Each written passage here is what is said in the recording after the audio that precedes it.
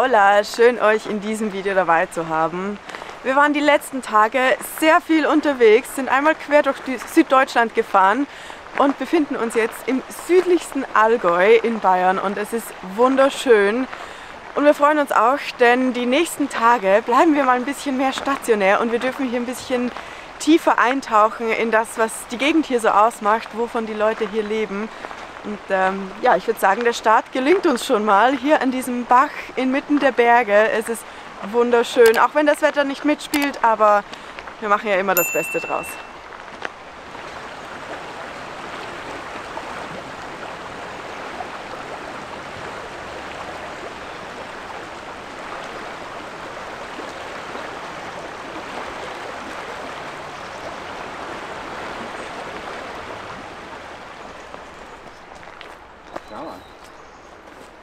Glaubst du, das war ein Biber hier?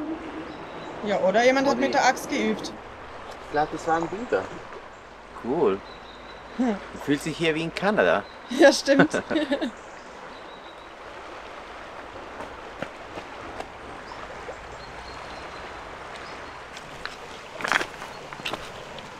Also falls das wirklich ein Biber war, würde das ja heißen, dass die Gewässer hier sehr gesund sind, oder? Ja. Also ich finde ja auch die Farbe ist richtig schön. Sogar ohne Sonne kommt die Farbe schön raus. Muss man gar nicht so weit fahren.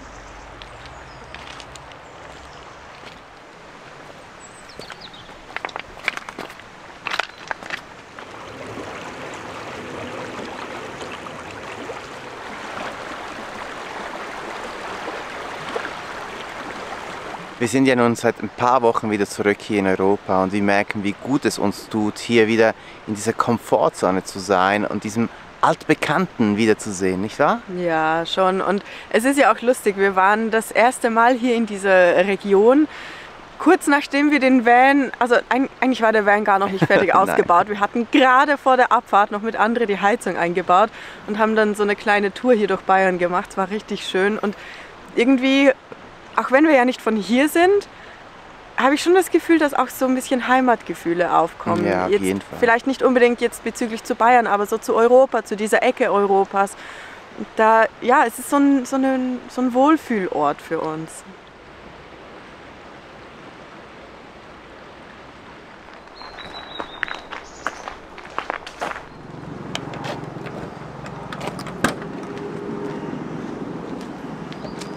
Wir haben die letzten Wochen jetzt natürlich auch einige Leute getroffen, die hier leben oder durch Deutschland reisen, in Europa leben. Und nicht alle sehen es ganz so rosig wie wir. Ist auch verständlich. Ich meine, jeder Mensch, jede Region, jedes Land hat so seine Themen. Und dass wir jetzt so viele Dinge feiern, liegt ja auch daran, dass wir über 4 Jahre jetzt unterwegs waren, so lange in den Amerikas, wo einige Dinge anders laufen und viel schlechter laufen. Viel schlechter laufen, genau. Und darum feiern wir das einfach, dass es hier so funktioniert. Mal sehen, wie lange das hält, wann sich das ändern wird. Schreibt gerne auch ihr in die Kommentare, wie ihr das seht, weil wir wissen, da gibt es immer, das bewegt uns alle. Genau. Ja. Ja, auf jeden Fall, wir machen uns jetzt auf den Weg. Es hat auch angefangen zu nieseln. Ich glaube, es ist wirklich ideales Timing, um mal kurz einfach im Auto unterwegs zu sein. Wir gehen kurz einkaufen und dann fahren wir an unseren nächsten Stellplatz, obwohl das ja so viel mehr ist als nur ein Stellplatz.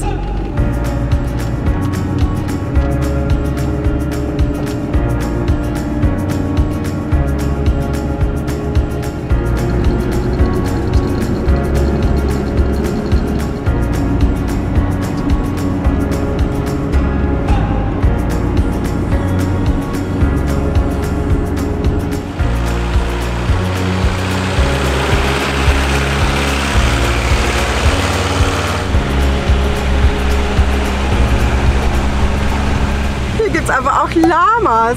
Hier gibt es wirklich alles. Krass. Das hatten wir jetzt wirklich nicht erwartet. Sehr cool.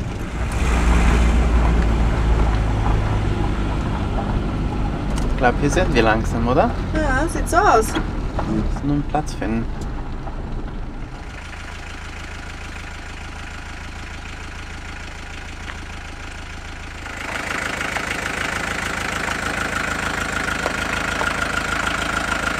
Sind wohl die ersten, oder? Sieht so aus. Ja, aber ich glaube, ist ja eh für uns alles reserviert hier oben. Von dem her sollte es eh passen. warten noch, bis die anderen kommen.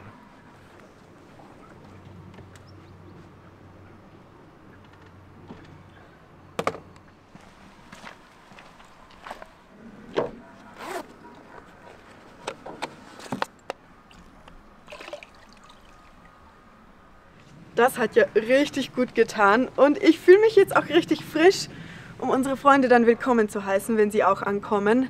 Und wie euch vielleicht schon aufgefallen ist, haben wir auch auf unserer Europa-Runde wieder Duschbrocken mit dabei. Die gehören einfach fest zu jeder Campingreise dazu für uns, also war das eh klar. Und wir haben auch wieder einen Rabattcode für euch. Mit Code CHIRPY erhält ihr als Neukunde in den ersten 48 Stunden nach Go Live dieses Videos 15% Rabatt auf euren Einkauf. Nach den 48 Stunden sind es immerhin noch 10% Rabatt für euch. Wir haben uns diesmal wieder das Schaumschläger-Set geholt, denn damit kann man sich richtig gut durchprobieren. Mein All-Time-Favorite ist ja eigentlich Tony Citroni, aber gerade feiere ich auch Carlos Kokos richtig. Es ist so frisch, aber trotzdem nicht zu aufdringlich. Natürlich geht es aber nicht nur um den Duft. Uns überzeugt vor allem, dass sie nachhaltig sind. Kein Plastikmüll, die natürlichen Inhaltsstoffe sind biologisch abbaubar, 100% vegan. Und somit kann man sie sogar in der Natur ohne schlechtes Gewissen benutzen. Und die kompakte Form macht sie zu idealen Reisebegleitern. Man merkt einfach, dass Johannes und Christoph, die Gründer von Duschbrocken, selber viel reisen und deshalb genau wissen, worauf es unterwegs ankommt. Wenn ihr Duschbrocken selber ausprobieren möchtet, holt euch am besten gleich das Schaumschläger-Set. Damit könnt ihr euch durchprobieren und euren eigenen Favoriten finden. Und vergesst nicht, den Code CHIRPY zu nutzen. 15% Rabatt für die ersten 48 Stunden, danach immer noch 10%. Viel Spaß beim Ausprobieren!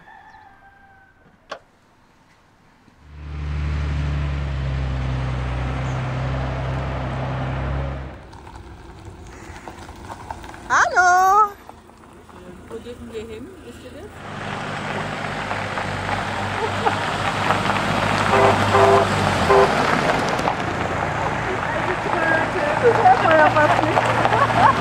Mittlerweile sind auch schon fast alle angekommen. Ich weiß gar nicht, ob wir es erwähnt haben. Wir treffen uns hier mit ein paar Reisenden, die wir während der Reise kennengelernt haben in den letzten Jahren. Und ja, ich glaube, jetzt sind fast alle hier. Svenny und Basti fehlen noch. Und jetzt ist eben auch Sebi hier, der hier den Platz organisiert hat und er hat uns gesagt, dass wir falsch stehen. Also stellen wir uns anders hin, da wo wir hingehören. Ich würde sagen, das ist richtig idyllisch. Da hinten mit Kühen auf der Wiese und ist einfach perfekt.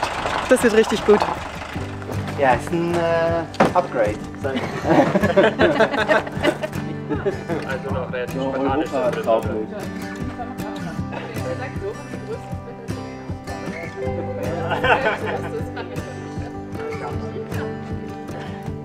Kann man da nicht fehlen, weil das ist doch schlecht.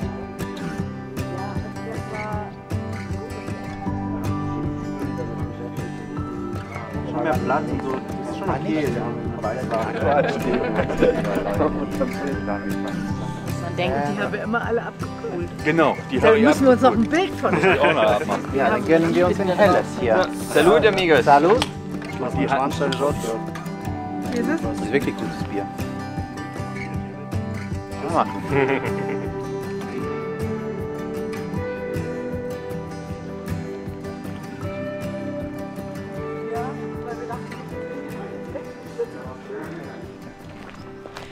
Wir haben jetzt gerade ein paar Glocken gehört ums Eck und wir gucken jetzt, ob die Kühe schon kommen. Wir sind nämlich genau am besten Wochenende des Jahres hier. War gar nicht so geplant, aber dieses Wochenende findet hier auch Viehscheid statt. Das heißt, die Kühe waren jetzt, ich glaube es sind 100 Tage in den Bergen auf der Alm und kommen jetzt wieder runter und werden verteilt auf die Höfe, zu denen die Kühe gehören, eben geschieden. Und auf diesem Hof sollen heute die Kühe ankommen. Das ist ein Riesenzufall. Ja, und die sind ja oft auch ein bisschen geschmückt und so und wir hoffen, dass wir sie jetzt da vorne sehen. Wir gehen jetzt denen mal entgegen, die sollen ja bald kommen. Und ja, wir hoffen, dass wir das erleben können, diese typische Tradition. Haben wir noch nie erlebt. Nee, einmal habe ich es in der Schweiz zufällig gesehen, als die Kühe so mir entgegenkamen beim Wandern. Das war schon sehr speziell. Aber ich hoffe sehr, dass das hier jetzt auch so ein Erlebnis wird.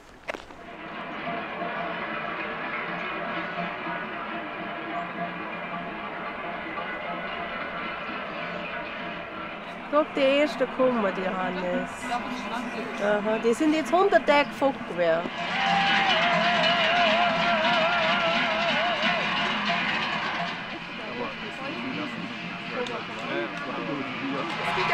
Meinst du? Du hört jetzt zu?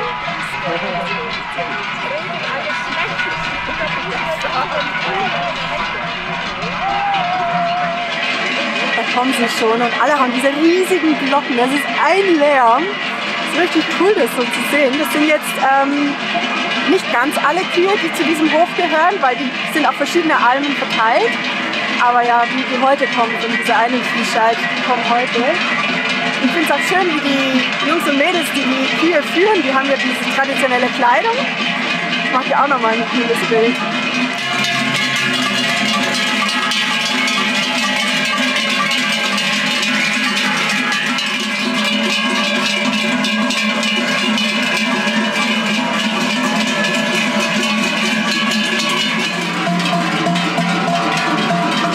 Das ging jetzt richtig schnell.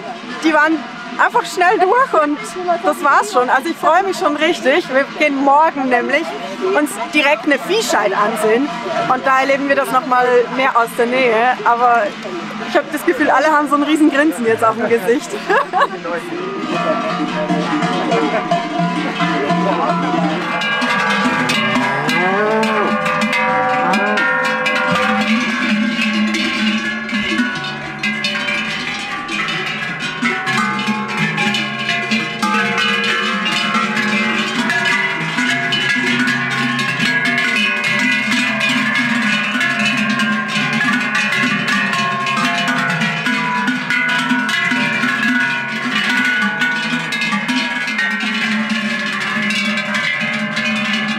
Obwohl die heute über 15 Kilometer gelaufen sind, haben die immer noch genug Energie und sind ein bisschen aggressiv, habe ich so das Gefühl. Ja, die tanken sich dauernd. Obwohl sie jetzt nach 100 Tagen endlich mal zu Hause angekommen sind. Ja, haben sie wohl noch nicht genug gehabt.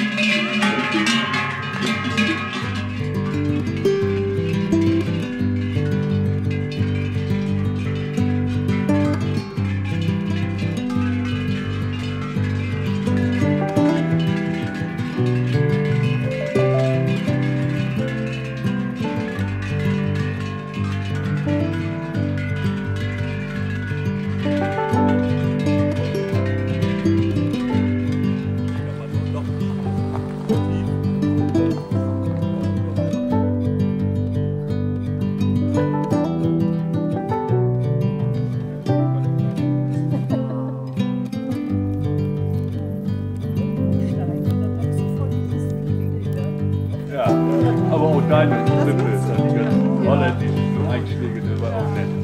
Und dann brennt das nicht an. Ja, verstehe, okay, das ist jetzt alles nicht darunter.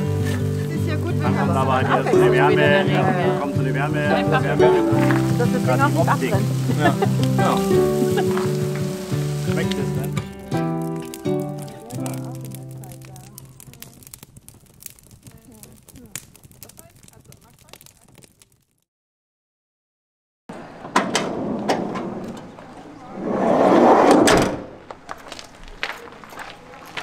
Ausdampfen lassen, polieren, dann musst du polieren, dann musst du ins Band setzen. Buenos dias. Heute ist mal wieder einer der Tage, bei denen wir mit dem Wecker aufstehen. Denn um 8 Uhr war vereinbarter Abmarsch. Wir wollen ein Stück runtergehen vom Hof. Da wartet dann ein Bus auf uns, oder naja, er wartet nicht auf uns, den müssen wir erwischen. Und damit geht's nach Oberstdorf. Da ist heute Viehscheid. Und das wollen wir uns unbedingt ansehen. Da kommen 1000 Kühe in den Ort, die dann verteilt werden auf die entsprechenden Höfe. Da sehen wir das, was wir gestern so im Ansatz ein bisschen beobachten konnten, noch viel mehr. Also da wird, glaube ich, richtig was los sein. Ganz viele Kühe heute. Ja, und danach wird gefeiert. Das Genau. ist natürlich auch wichtig. Ja.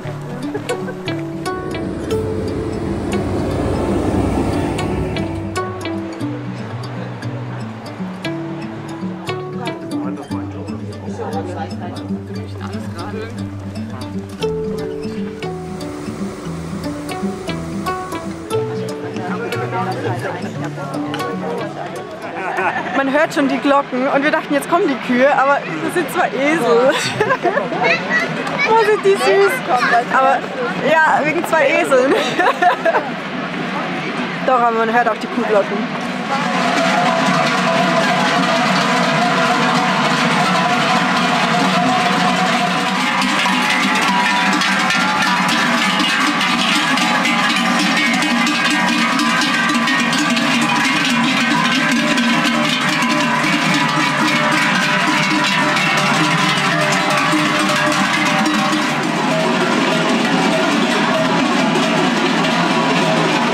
So schnell sind 200 Kühe durch. Unglaublich. Ich hätte nie gedacht, dass das so viele waren. Insgesamt kommen ja etwa 1000 Kühe von der Alp hier nach Oberstdorf und werden dann auf die Höfe verteilt, wo sie hingehören. Immer in 200 Stück Abschnitten quasi, weil dann ist es einfacher zu managen. Ja, und so schnell sind die dann durch. Man hat auch gesehen, die erste Kuh, die hatte so ein Schild auf der Stirn. Die leitet das quasi an. Und wenn alles gut lief, dann haben sie auch so riesen Kränze, die so in die Höhe aufgebaut sind. Und die anderen Kühe sind auch geschmückt. Das war diesmal nicht der Fall, weil eben auf dieser Alp eine Kuh verunglückt ist. Da ist eine ausgerutscht und den Hang runter und deswegen werden dann auch die Kühe entsprechend nicht so geschmückt. Ja, aber es ist schon massiv, wenn da so 200 Kühe durchlaufen mit diesen Glocken, mit den riesigen Glocken. Sehr besonders. Jetzt laufen wir aber wieder zurück nach Oberstdorf. Wir waren ja jetzt ein bisschen außerhalb. Vielleicht gibt es da was Kleines zu essen, auf jeden Fall Toiletten und ja, mal gucken, wie es dann weitergeht. Sollen ja noch ein paar hundert Kühe kommen heute.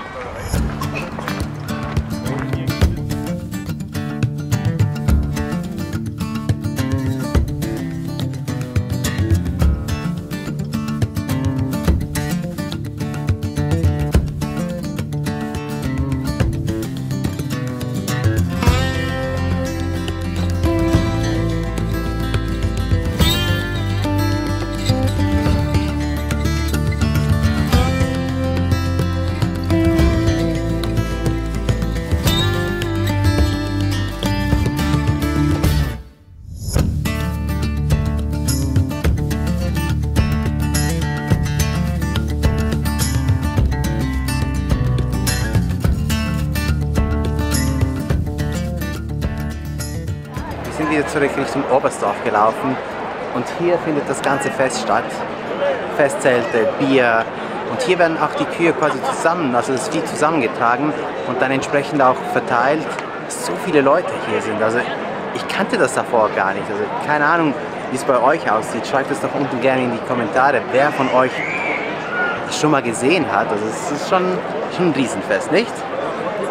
Ja, voll. Gute Stimmung auf jeden Fall und ja, jetzt sollen, glaube ich, noch mehr Kühe runterkommen. Man hört sie, glaube ich, auch schon aus der Ferne. Ich glaube, das gehen wir uns noch was anschauen und dann, ja, dann lassen wir uns hier mal treiben.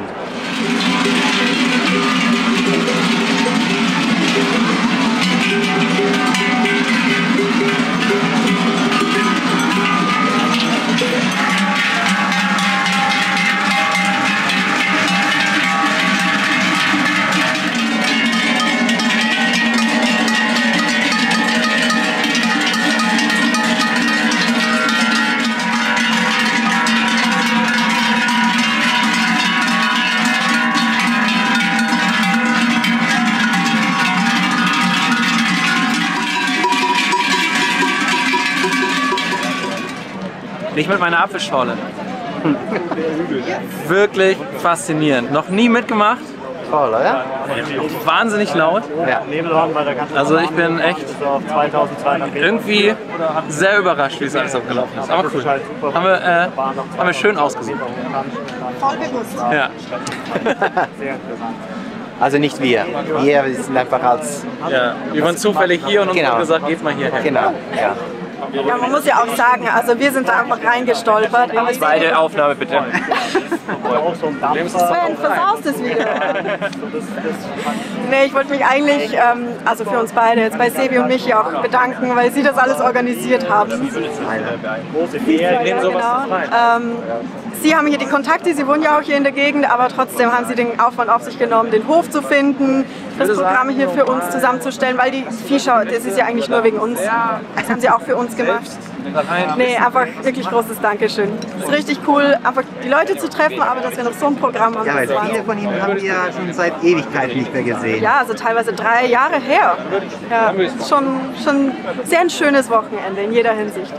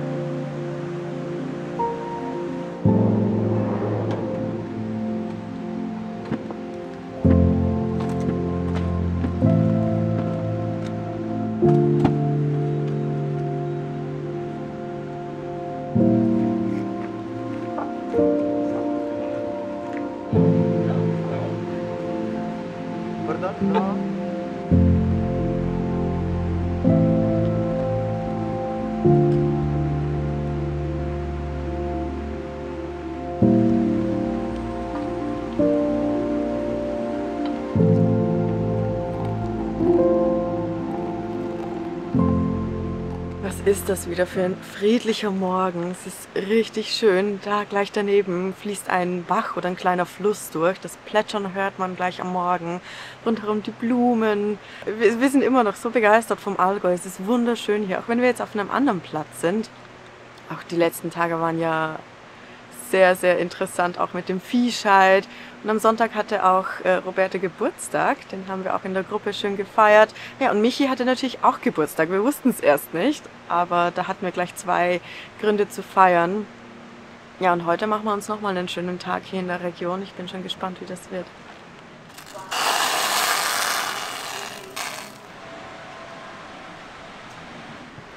Das dauert eh noch ein paar Tage, bis das fertig ist. Ja, genau. Das war eher schon total verboten.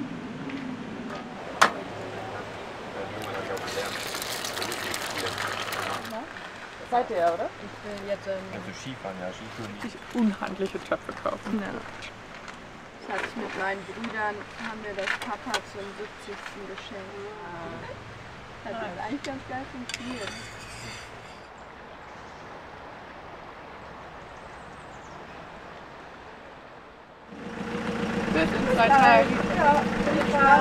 Ciao Sebastiano. Genau. Na gut, dann mal.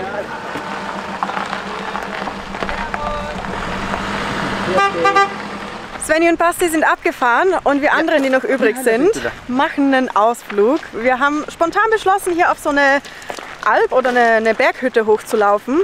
Es sind nur 4 Kilometer, also allzu streng soll es nicht werden. Aber vielleicht wartet da oben eine Belohnung auf uns, also es sollte sich lohnen. Wartet da oben eine Belohnung auf uns. Muss. Setula.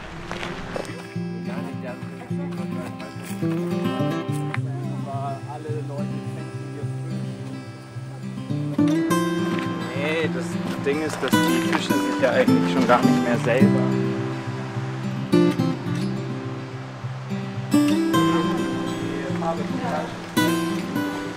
Wir dachten ja eigentlich schon, dass wir komplett in den Herbst gekommen sind. Es hat auch wieder geregnet in der Nacht. Und trotzdem ist heute wieder T-Shirt, kurze Hosenwetter. Und der Wald hat so eine richtig angenehme Kühle. Das liebe ich einfach. So dieses Rauschen der Blätter. Da ist ja noch ein Bach, den hört man auch. Und ich frage mich, ob es hier vielleicht auch Pilze gibt. Also ein paar habe ich schon gesehen, einfach noch keine essbaren. Aber langsam müsste ja die Saison eigentlich anfangen. Mal sehen, vielleicht finden wir noch was fürs Abendessen. Ja, jetzt zeige ich noch vor 2 Minuten, wie schön es ist, in den Bergen zu sein. Und da vorne sind Alpakas. Das ist in Peru. Einfach in grün. Was war da? Die waren so cool. Von Leuten auf Segelboot eingeladen oder irgendwie so. Disculpe, no alemán, No alemán. solo español. Ah, okay, pardon.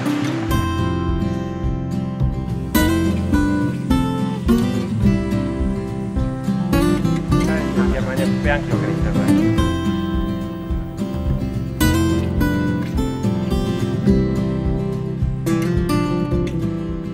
Das Schild war nicht übertrieben, hä? Nein, mir ist klar, dass du mich filmst, wenn ich außer Puste und am Ende bin. Muss man sich halt verdienen, wie alles. Nö. Na? Oh. Was? Wenn du die Brennnessel anfasst, ohne zu atmen, dann macht sie nichts. Das habe ich noch nie gehört. Ja, jetzt habe ich Angst. Wie? Du musst nur die Luft anhalten. Und jetzt mach den anderen Finger ohne Luft anhalten. Weil ich streiche mal durch die Ellbogen. Nee, das nicht. Warum? Du kannst die Luft anhalten. Fass es einfach du an, normal. Ja, das ohne. Aber Ja, nee, weil... Wieso? Aber wenn es ja hier nicht macht, dann Aber was kannst du ist sie die anfassen. Erklärung dahinter? Warum Ich weiß sollte... es nicht. Aber ich glaube, Ich dass habe die... das als Kind gelernt, dass wenn du In Brennnesseln Italien, nicht, ja. nicht Ich habe atmest. als Kind... Und? Ja, aber jetzt müssen wir einen Gegenvergleich machen mit jetzt Atmen. Ja, das kann Tommy Aber machen. jetzt kommt es ein bisschen. Nee. Da ist bisschen. Ja? Doch, ja. Trotz Luft anhalten. Ja, trotz Luft anhalten wirkt jetzt, glaube ich, die Brennnessel. Das wird jetzt bestimmt hier, da bitzelt es ein bisschen, wird bestimmt gleich rot. Luft anhalten, wenn du dagegen pinkelst. Wer kennt das von euch? Wenn man die Luft anhält bei den Brennnesseln, dann passiert nichts. So habe ich das als Kind gelernt, aber irgendwie glaubt mir das niemand. Also schreibt es auch gerne unten in die Kommentare, ob irgendjemand von euch das kennt und das bestätigen kann, weil hier glaubt es mir natürlich niemand wieder. Das ist unglaublich. Die überlässt man den Pferden, die haben einen größeren Kopf. Keine Ahnung. Ich muss sagen, also dieses Wochenende, das wir jetzt so mit Freunden verbringen können, in diesem wunderschönen Gebiet, da hat man schon fast das Gefühl, man muss nicht mehr wegfahren. Also, Nicht mehr nach Südamerika. nein, es ist einfach, man hat hier seine Leute um sich, man hat wunderschöne Landschaft. Es ist wirklich Komfortzone in jeder Hinsicht. Und auch schön. Es ist wirklich wunderschön. Also irgendwie kann man auch gleich Hier bleiben. hier bleiben. Irgendwie holen wir den Jimmy anders wieder nach Europa. Nee, ist ja schon noch viel Spannendes vor uns, aber man freut sich auch wieder darauf, bald mal wieder hier zu sein. Wie Jessie ja schon meinte, war es ein richtig schönes Wochenende in der Komfortzone mit Freunden zusammen. Und ja, ich konnte meinen Geburtstag mit all diesen verrückten Menschen zusammen verbringen, was ja richtig schön war. Das sind Sachen, die wir auf der Reise oftmals vermissen. Meistens sind wir halt alleine unterwegs und das ist schon Gold wert, diese Zeit hier so zusammen verbringen zu dürfen. Also ja, danke euch allen, die mit dabei waren an diesem Wochenende und natürlich alle, die mir zum Geburtstag gratuliert haben. Ja, es macht es schwer, wieder zurück nach Südamerika wieder zu fahren.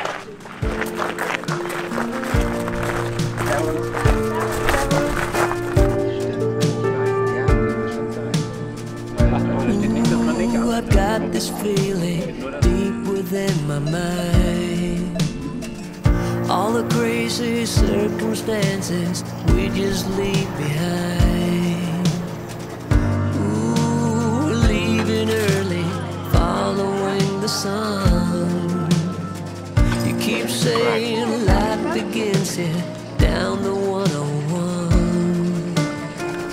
It's like we were made for all the perfect moments like these. I just want us to get more and forever all of the time.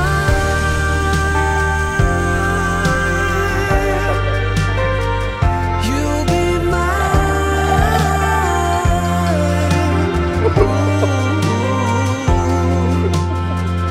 Come follow, I know how the story. Ich merke immer wieder, wie schwer es mir fällt, die Kamera rauszunehmen und zu filmen, wenn wir mit Freunden zusammen sind. Denn ja, für mich ist die Zeit, die wir hier haben, sehr wertvoll und ich verbringe sie gerne mit ihnen zusammen. Ich glaube, das geht uns beiden so, oder? Ja, auf jeden Fall. Und jedes Mal, wenn man dann die Kamera vornimmt, reißt einen das so raus. Ja. Also uns, aber wir merken es auch, dass die Menschen im Umfeld manchmal ein bisschen anders darauf reagieren. Ja, aber Ja. trotzdem. Trotzdem hoffen wir, dass wir euch ein bisschen zeigen konnten, wie unser Alltag die letzten Tage so aussah, das Campingleben und natürlich auch, wie hier ein paar Traditionen in Deutschland immer noch gefeiert Ja, werden. die sehr spannend für uns waren und wahrscheinlich vielleicht für einige von euch ja auch. Ja. Ja. Darum hoffen wir sehr, dass euch das auch motiviert, nächste Woche wieder einzuschalten im nächsten Video. Abonniert doch gerne den Kanal, hypt das Video, das würde uns richtig freuen. Ja. Hinterlasst vielleicht auch ein Kuh-Emoji, das könnte man doch diese Woche machen. Ja, genau. Und gerne ein Like. Dann sehen wir uns nächste Woche wieder. Hasta luego. Hasta luego.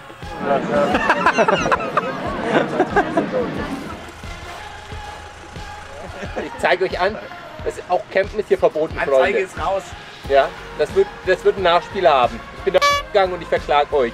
Ja, dann werdet ihr euer Leben nicht mehr froh. Das kann ich euch sagen. Wow, das war krass.